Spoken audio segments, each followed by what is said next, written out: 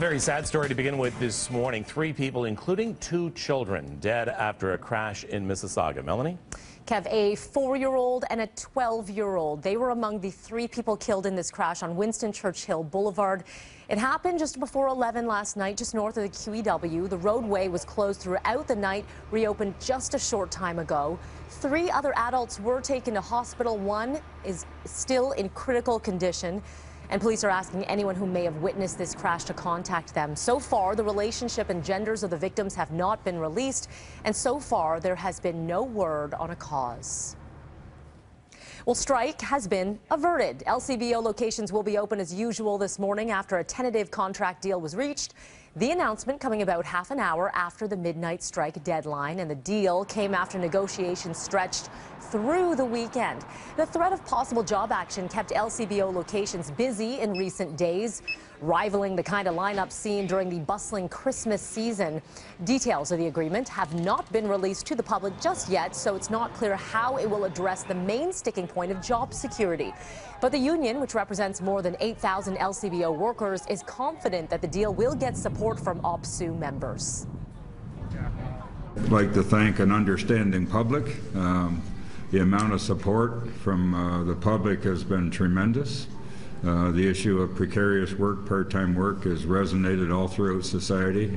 Hopefully we've got a contract that people are going to be pleased with, and we're going to get out there and ratify this contract, and I think we're finished.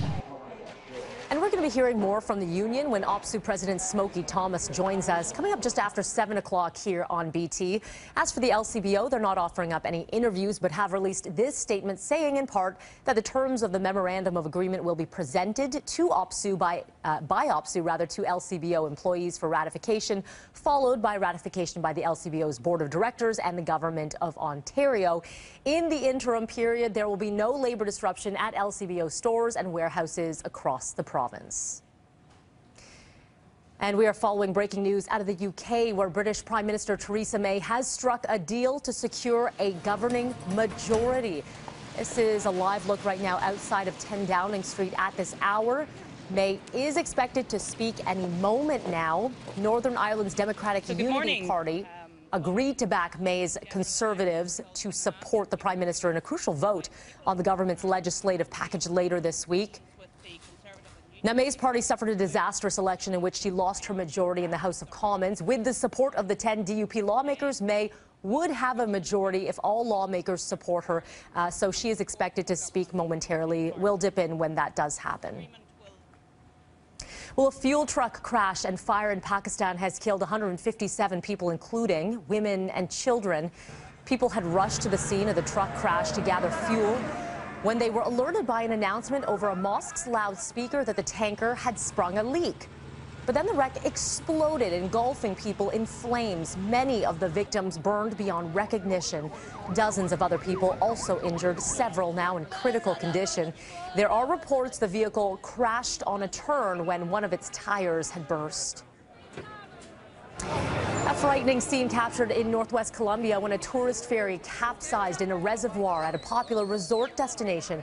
Officials say 9 people are dead, 28 still missing from the 170 passengers that were on board.